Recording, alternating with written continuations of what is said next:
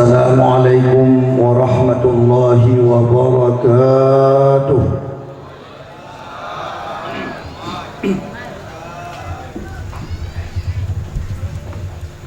Yang ketiga, buat imapi yang kepuput orang nyodon bangga.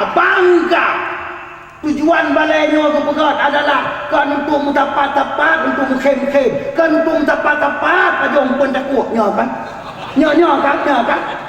Tujuan balainya untuk pegat bet yang pegat di balainya, walau yang pegat imapi yang umum bebas. Betul.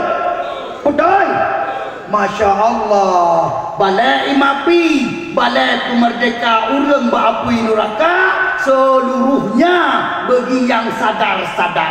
Masya Allah.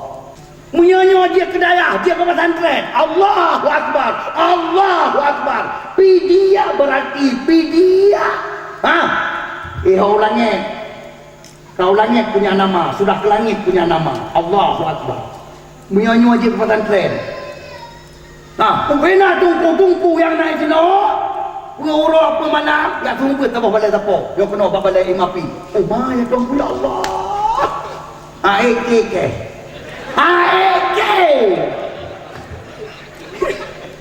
Yang kecil nyobet kalau pergi dapat balai imapi. Jabet. Baik ada bom rom tu ke jalan raya.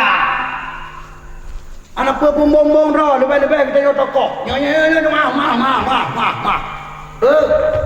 Kita nyo tokoh.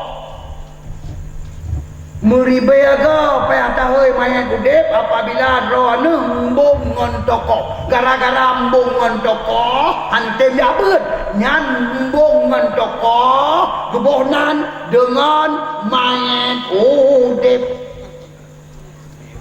Jir hoi uringan ono ja mayat udep.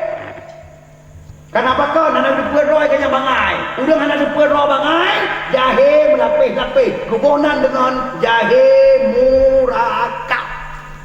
Nupegang dari Rasulullah SAW. Al-jama'atu rahmatun kata Rasulullah. Wal firaku azabun.